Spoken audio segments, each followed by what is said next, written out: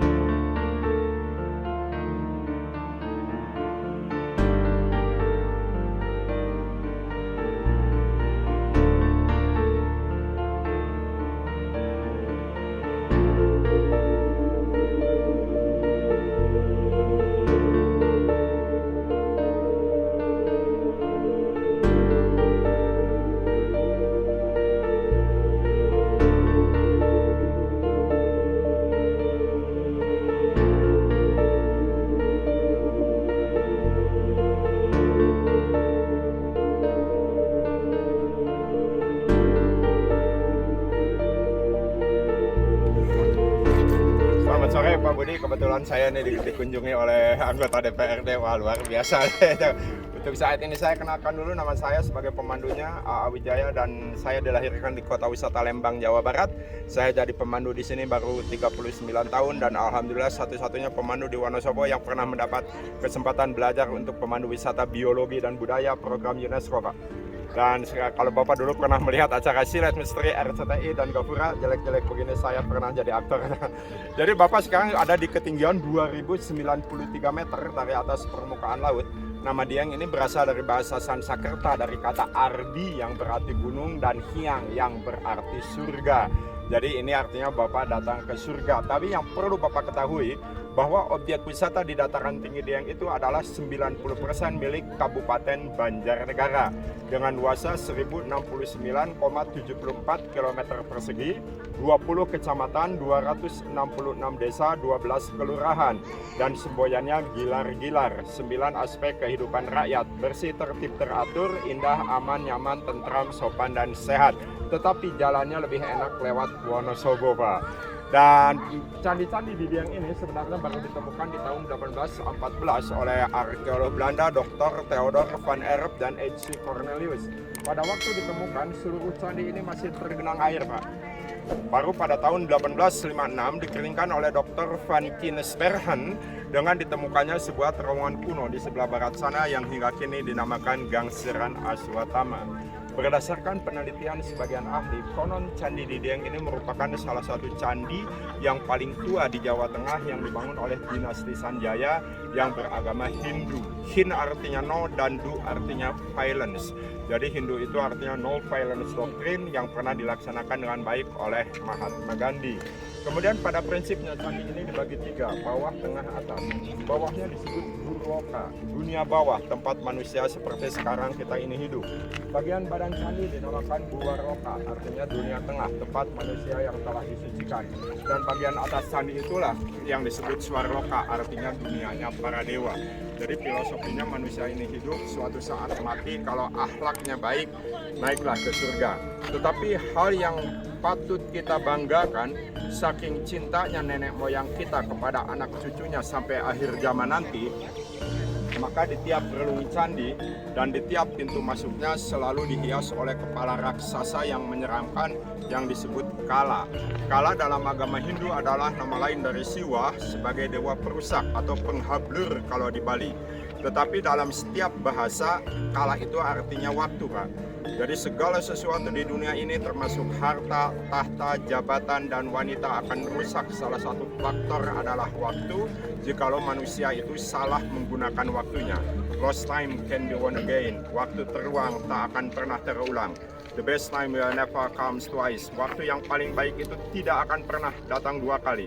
Bagi Muslim wal asri demi waktu. Tapi orang Inggris lebih radikal lagi mengatakan time is money. Waktu adalah uang. Tetapi Anda harus ingat, if you had a lot of money already, jangan sekali-kali ada pasangan lain di samping pasangan kita. Itu bisa menuju kehancuran kita, ya. Kemudian pada waktu dahulu kalau orang Hindu masuk ke dalam candi, mereka mengucapkan kata suci Aum. A-U-M. A-Agni means the fire, U-Udaka means water, and M-Maruta means the oxygen. Jadi 3 makhluk hidup itu diciptakan dari itu dan nanti akan kembali kepada itu. Pertengahan abad ke-7 itu didedikasikan untuk Dewa Siwa sebagai dewa yang paling utama pada waktu itu. Ternyata sampai sekarang di Bali dan di India pun nama Siwa itu masih tetap banyak.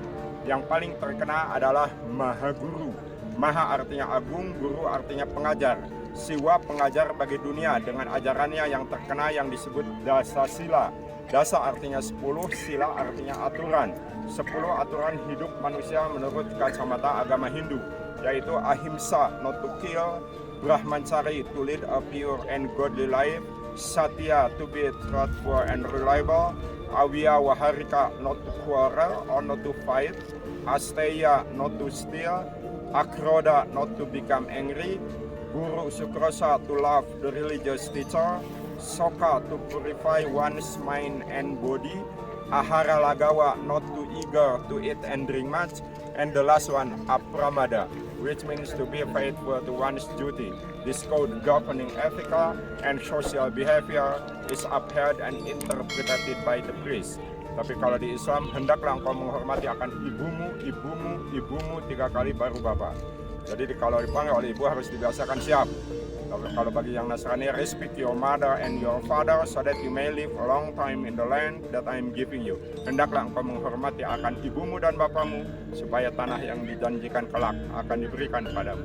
Ini ada Candi Arjuna, di depannya Candi Semar, bentuknya lain, alas persegi panjang. Kalau yang lainnya bujur sangkar, kemungkinan dulunya hanya tempat penyimpanan alat-alat upacara agama.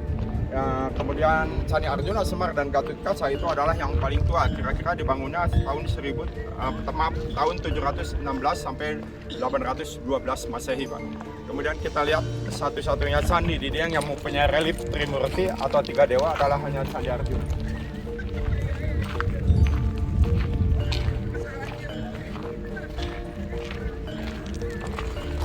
Ini adalah relief Dewa Wisnu. Wisnu itu dewa pemelihara dengan tanda-tandanya di sebelah kanannya cakra, semua arah mata angin dan matahari, juga senjatanya Wisnu.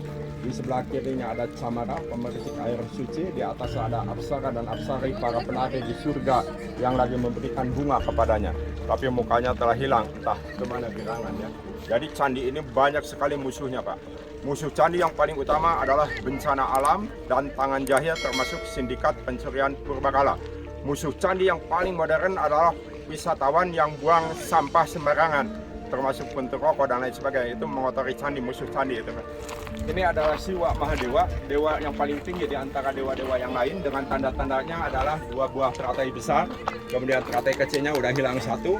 Di sebelah kanannya ada Aksamala, yaitu Aksamala itu tasbih. Di sebelah kirinya Camara, pemercik air suci yang telah patah. Di atasnya ada Apsara dan Apsari, tetapi di mahkotanya jelas kelihatan ada Arda Chandra Kapala. Arda Chandra artinya bulan sabit, Kapala artinya tengkorak. Menghadapnya ke Aditya, yaitu matahari yang datang dari timur sebagai kekuatan global, Pak. Karena dulunya konon diciptakannya menurut astronomis hanya 1 planet yang maha besar, terjadi ledakan dahsyat, maka terjadilah lingkungan tata surya, terjauh diketahui Pluto. Tetapi ilmu pengetahuan baru melaporkan ribuan tahun cahaya di belakang Pluto masih banyak planet. Padahal kecepatan cahaya adalah 300 km per detik.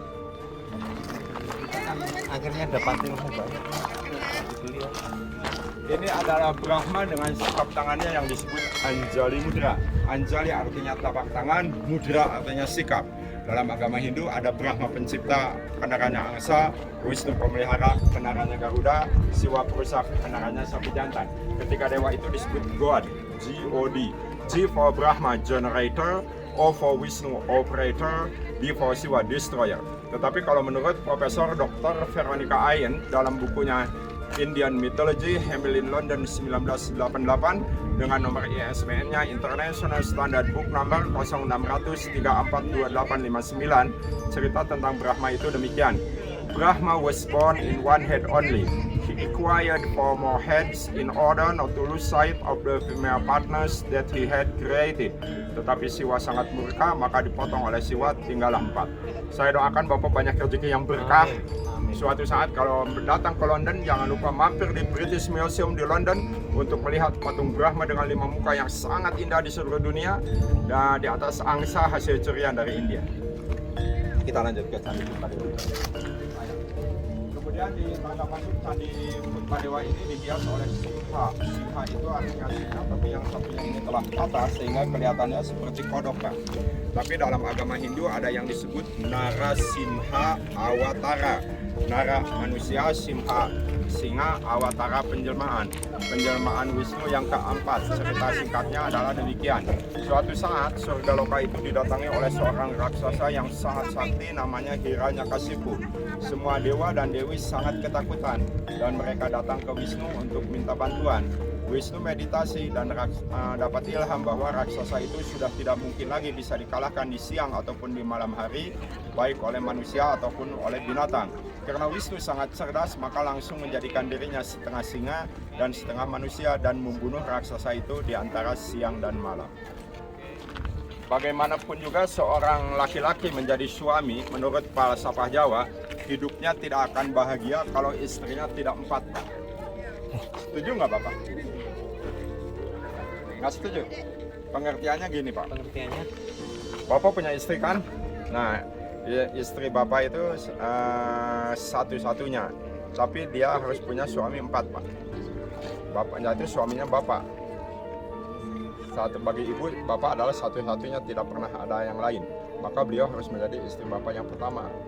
Bapak sebagai Arjuna, yaitu Sembadra. Waktu kecilnya disebut Roro Ireng, artinya putri yang hitam. Tetapi mempunyai kelakuan yang sangat baik, sehingga seorang jenderal pun Arjuna jatuh cinta padanya dan dinamakan Simbodro, kesengsem anggonmu Bebodro, tertarik melihat perbuatanmu yang sangat baik. Kedua, istri Bapak juga harus menjadi istri yang kedua dari Bapak, dari Arjuna, yaitu Sri Kandi. Sri itu artinya padi atau istri Wisnu, Kandi itu artinya wadah. Jadi hendaklah seorang istri kita itu menjadi wadah atau lumbung bagi keluarganya, baik lumbung kasih sayang ataupun lumbung materi. Setelah ibu menjadi istri yang kedua, istri Bapak itu juga harus menjadi istri yang ketiga. laras hati, selaras dengan hati sang suami. Kemanapun suami pergi selalu didoakan dan diterima dengan lemah lembut dan baik. Dan yang keempat, harus lemah lembut seperti istrinya Arjuna yang keempat, yaitu Dewi Larasati. Jadi 4 sifat seorang istri, bukan 4 manusia. Saya terima kasih banget ini sama Pak AA sudah diberi wawasan serta pencerahan. Sebetulnya ini nasihat ini ketua. Alhamdulillah. Makanya Iya. saya kenceng untuk datang ke sini. Iya, Ternyata makanya. dapat ilmu baru. Iya, soalnya manusia itu belajar tiada muna akhir. Di atas langit ada langit. Tapi yang penting itu manusia tidak melupakan waktu yang tadi. Karena tidak sedikit yang jatuh karena waktu. Makanya di dalam candi itu dihias oleh kepala raksasa yang menyeramkan. Waktu itu sangat menyeramkan dan sangat ganas. Kalau salah aja kita menggunakan waktu, maka waktu itu ganas akan menghukum, akan mengakibatkan jelek kepada kita. Tapi kalau kita menggunakan waktunya dengan baik, waktu itu akan sangat ramah. Oke. Baik kawan, itu tadi bincang-bincang kita dengan Bapak AA. Beliau selaku pemandu wisata di kawasan Candi Dieng ini.